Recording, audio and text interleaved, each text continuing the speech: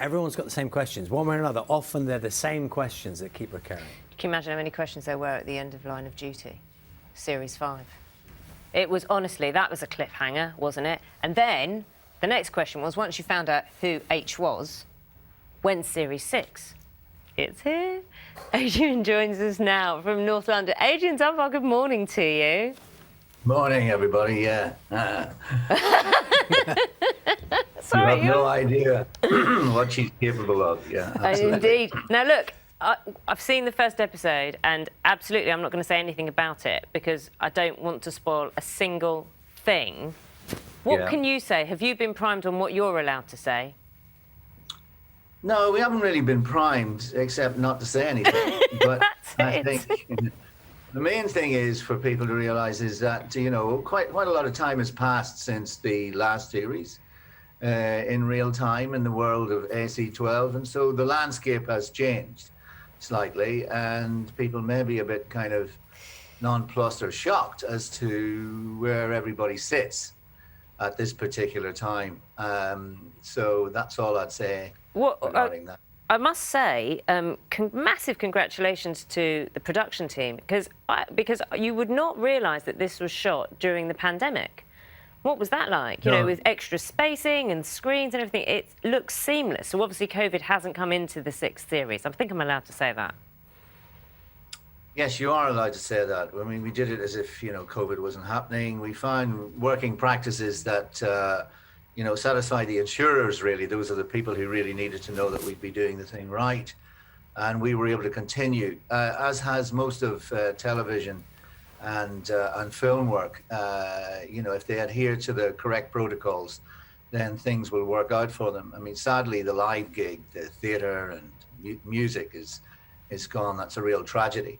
But on TV, we're still managing to do it. But it was difficult. We had to stay in bubbles.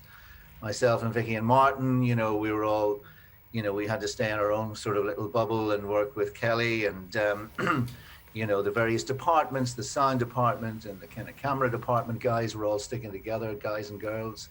And so, you know, masks, hand sanitizing, tested twice a week, you know, temperature tested every morning, the whole lot.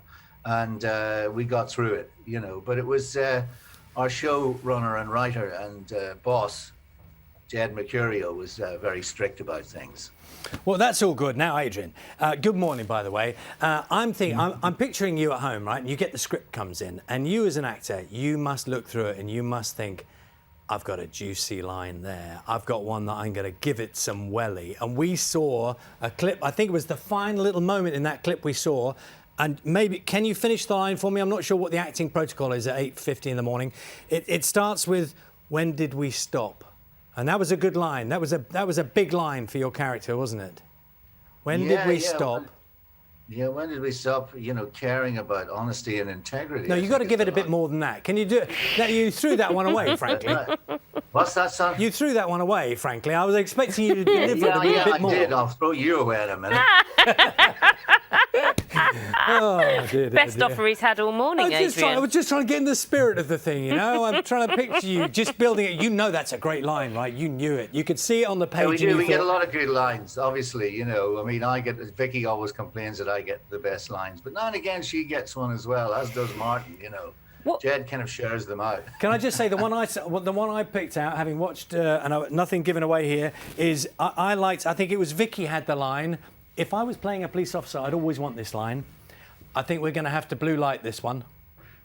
I like that. Do you know, have you ever played Hastings Bingo? You know about Hastings Bingo? No, I haven't played Hastings Bingo. Would you? I've heard about it. Yeah, it's basically when people who are watching the show ticking off the well-known phrases. You can either play it as bingo or it could be a drinking game, I imagine. I mean, there's something you could have done during lockdown, couldn't you?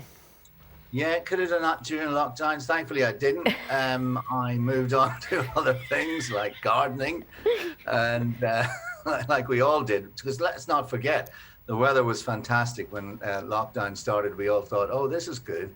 Lovely bit of weather. We can all hang out, get in the garden, do all that sort of stuff. But then, of course, you know, like many other people, I ran out of steam on it. And after 2 months, I just thought, what's happening here? I just want this to be over.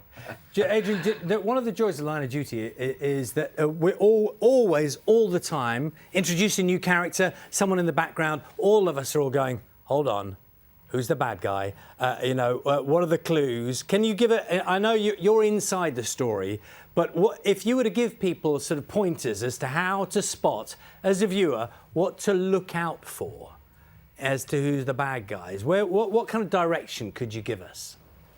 Well, I think you got to go back and you have to look at, how Jed Mercurio writes the piece, and where the left field quality, the kind of head turning, page turning quality of where these bad guys come from. And but there are clues looking back over the series if you want to find them. And I know a lot of our people who are really clued up, and the fans do notice things that are happening, very subtle things that Jed puts in that point you in the right direction. But usually I would say, it's not the area that he's pointing you to. It's not normally where you just think, well, it obviously has got to be this person. Certainly doesn't happen.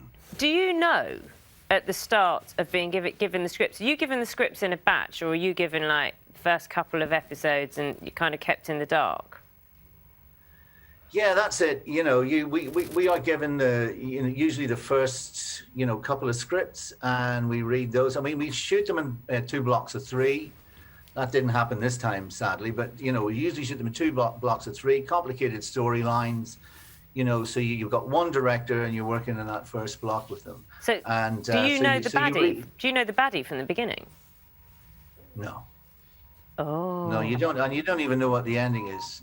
Not till we start shooting episode 6, because there's lots of things that happen throughout the shooting process that change the nature of episode 6. So Jed allows himself a bit of latitude there, that he can go in and change that and move it in the direction he wants. And then sometimes at the end of it, he has a thought that he might just say, why don't we do a couple of looks at the end here that suggest something else, and usually we don't know about that. It'll just be something he'll suggest.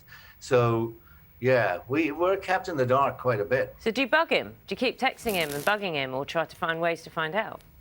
You can't really bug Jed. He's unbugged. Adrian, do you instinctively not trust people in waistcoats?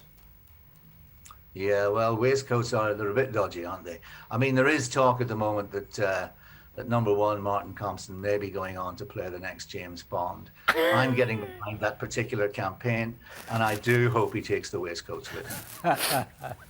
I remember years ago people used to say, you can always judge someone by their shoes. Look at the shoes of the place. Do you agree with that one?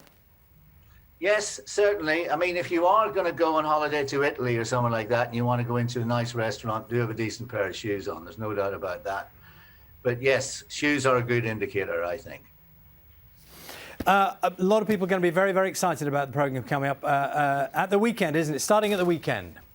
Starting at the weekend. We're all very excited. I haven't seen Ep 1. I'm glad you guys have. We're all very excited. We're going to watch it in real time like everybody else. That's the nature of the job. So, Adrian, will you be gathered round Zoom-wise with other members of the cast? Is that what you're going to do, or are you just doing it at home? Afterwards, we'll do a big Zoom chat. I'd love to see that. I'd love to see that. Yeah, I know. That's a programme in itself. I'll let you know, Adrian. I'll give you this tiny spoiler. It's good. Yes. Oh, thanks, Naga. Thank you very Pleasure. much. That's really good. Do you know, there was a massive gasp in our gallery when I said I was going to give away a spoiler. I didn't. Surprise. Take care. Lovely chatting to you. Yeah, you too, guys. Thanks a lot. Line of Duty, as we're saying, starts BBC One, 9 p.m. this Sunday. Do you wear it as a little bit of a badge of honour that Hastings threatened to throw you out, throw you away? Yeah, that works. It's quite a cool thing. You got physically threatened by Hastings. In character, 8:49 is the time.